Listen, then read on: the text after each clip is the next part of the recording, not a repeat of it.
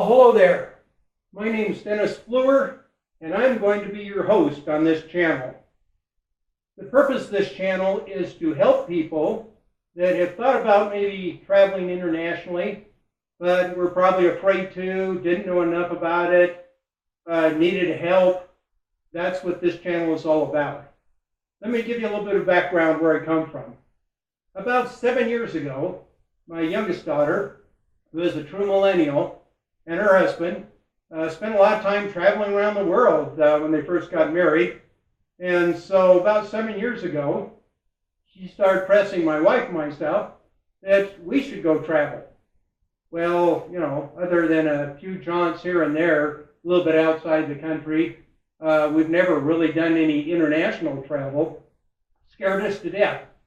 But she assured us that, just have to plan it and it will work out okay. And so since both my wife and I still work, I'm 73, that we figured, well, we'll take our vacation time and we'll get out of our home and get out of our little town here and we'll go see the world. And so we did. And that was about 15 countries ago, and it becomes addictive. We just barely got back, probably about a little over a month ago from Johannesburg, South Africa.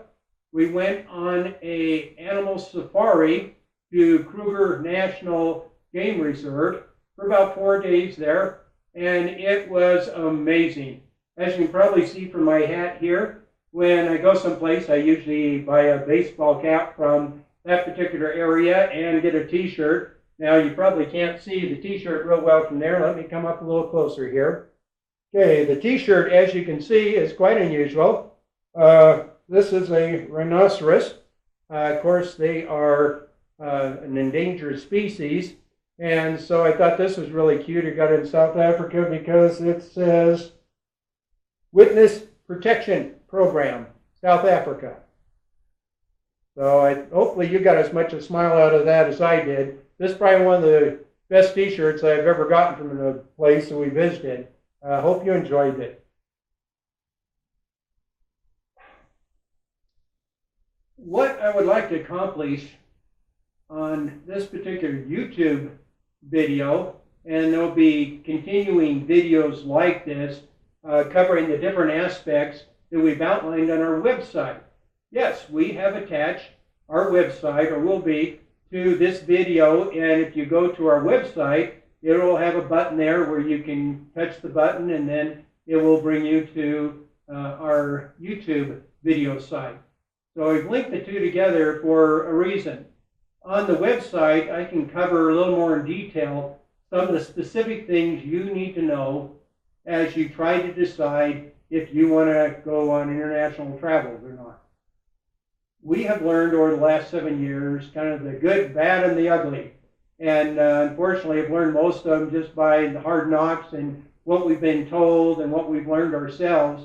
And so the purpose of the combine of these two information sites is to try to help you avoid some of the pitfalls that might be involved in your trip so that you can go on your trip and come back and remember that was a wonderful experience instead of, thinking that that was a real nightmare. And sometimes it can be, and I'll share some of those stories with you that we've, been involved with and things that you want to avoid. So anyway, other than that, the purpose of the website, let me give you the address right now. You'll find it at www.tripplanning, Planning 101.com. So it's Tripplanning101.com. And there you'll find specific information covering about everything that you probably need to know on what to pack, bring treats along, the kind of money you need, where you can exchange money for foreign currencies, about passports and visas, very important things, about security, about places that you'll stay, about food. One of the things I bring up on the website about food is that, you see these travel shows and they talk about, oh, the food is just amazing and wonderful, and if you're on a luxury cruise ship, yes, food is going to be, you put on 20 pounds. I mean, it is wonderful. You get off the ship and you get onto land, and that may not always be the case. Some of the things that we've learned is that it's not that it isn't good, it's just we become used to Americanized foreign foods. And that's not what you find when you go to China, or you go to Germany, or you go to Israel. What we found, especially if you're the tour group, a lot of times they'll have kind of an Americanized things for breakfast. So you'll find maybe some of the things that you're used to. But in most places, you'll have kind of the same meal, breakfast, lunch, and dinner. We found that in Israel, it was extremely good, but everything, you have a pita, and you have different kinds of vegetables, kind of cooked and raw and that kind of thing, and lettuces and other stuff, and you put it on the pita and you eat it. And so that's kind of your main course. So China, same way. Their Chinese food, which is suited to them, to my taste, is very bland. And so after about 3 or 4 days, basically the same, rice and some beans and vegetables and everything, I started looking for McDonald's. And I found there are McDonald's about every country you go to. But, you do have to realize, excuse me, that food in all these countries isn't always all fantastic. There are restaurants you go to that will just be amazing. It'll be everything that you dreamed of. And there'll be other places you go to that is kind of like spaghetti with Campbell's soup put on it. So, so you live and learn. But we found most time we never starved to death, and we really enjoyed trying different things as we traveled around the world. Some places that you might not even think to travel have been some of my very favorite. We took a little river cruise. Now I say a little river cruise down the Mekong River in Vietnam. One of my very favorite trips. And we'll have some pictures on the sites showing some of those trips and some of the things that we did while we were on those trips. But what made it really special, we were on this wooden cruise boat, probably maybe 40 feet long and 30 feet wide, and all made of wood. Looks like it was something out of the 1920 movie somewhere. And it was fun. Our cabin wasn't all that big. It had enough for about a twin bed, and you had your own little bathroom there with kind of a bathroom shower type thing that you see a lot of times like in trailers and things of that sort. But it was fine. And we'd go out on deck, and they had an awning covering the back part of the boat, and they had a couple of tables set out there with your chairs, and we got to sit out there and eat most of our meals. And I don't know where they got the cook that was down in the hole somewhere in this tiny little boat, but it was good. It was really, really good. And we enjoyed that probably about more than anything.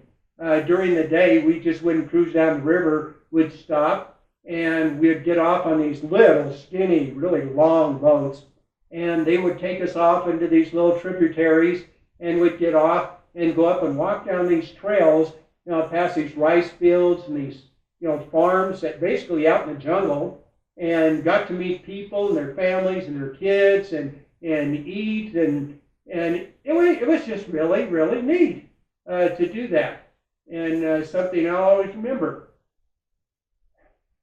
Some of our other travels have been equally amazing.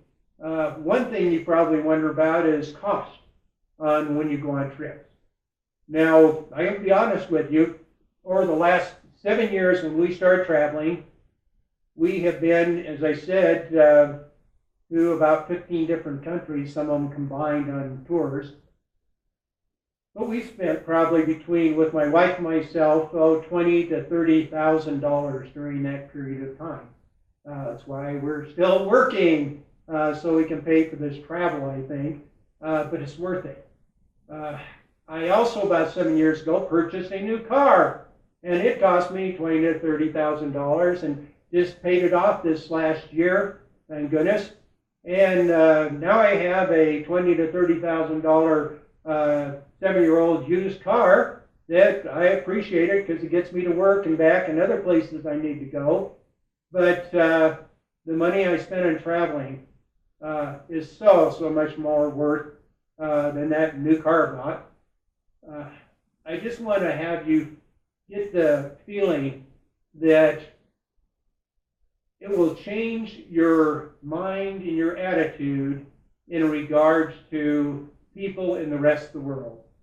I think as we sit down and watch the evening news and the world news and all this kind of thing, we just see all this terrible chaos and turmoil and all this stuff going on in the world, and how we should hate these people and hate those people, and those people hate us, and all those kind of things. And one of the purposes of this YouTube channel and my website is to have you understand that as you travel, and especially as Americans, because if nothing else, they know we come with money, which is a good thing. But every place we have been, Turkey, South Africa, China, Vietnam, France, Germany, all the places that we have gone to, the people have been wonderful. We've had times where we got confused, a little lost or something, and somebody would come up and ask if they could help in their broken English, and they love it if they can speak some English to have somebody you could practice on. And apparently we must look like American tourists. But all the time, people have come and just been most gracious, and it's just been wonderful. And you learn that those people are just like you and I. That they want to be able to work and earn a living, get married, have families, have kids, have grandkids, and just be left alone so they can have a good life. And I think that's all we want to do. And since the chances of them traveling from there to come over and meet Americans here, if we have a chance as Americans to go and spread goodwill around the world so that they might know that we aren't the enemy, I think you and I can do more for world peace than all the treaties and all the politicians in the world. That's probably about all I wanted to share with you today. Each of the other videos that will come in the session here will be on the items that are on the website. I'll have an opportunity to explain some of the good experiences and maybe the challenges we've run into and how to avoid those kind of things. So when you go on a trip, it'll really be great. On our website, please go in. There's a place there, an opportunity to be able to leave questions and comments. And I'd love to be able to, if you have a question about some place and what to do that might not be answered on the website, I'd be glad to respond to you and let you know what we've learned in our travels. Different than a travel agency and some of these other things that are trying to hype everything. As you can tell, I'm not a lot of hype. I just want you to have the opportunity to experience some of the neat things that we've experienced. And some of it for very little money. One last thing, we went to China with a tour group here locally where we live, and our total cost on our trip, we did have to pay for a flight to LA because that's where the flight left to go to China. But from LA to China to all the things we saw there, went on the Great Wall, Terracotta Warriors, I always wanted to go see that.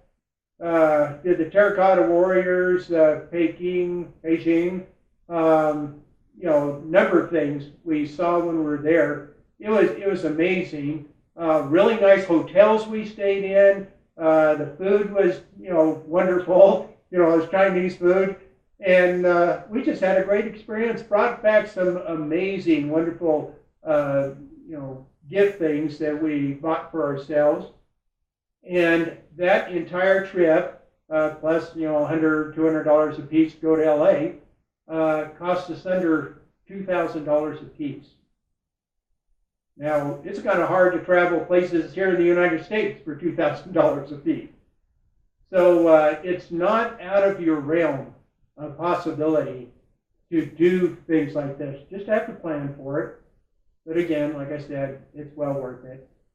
If I can be of any service, go to the website, send me a message, and again, love to communicate with you and give you any help I can. I am planning on adding some things to the website that we learn about. There are some products that we found that it would be really great to take on these trips. One which was really interesting, this youngest daughter of ours ended up getting us some things for our trip to Johannesburg, in that it was quite a long distance. And one of them was quite an interesting little device.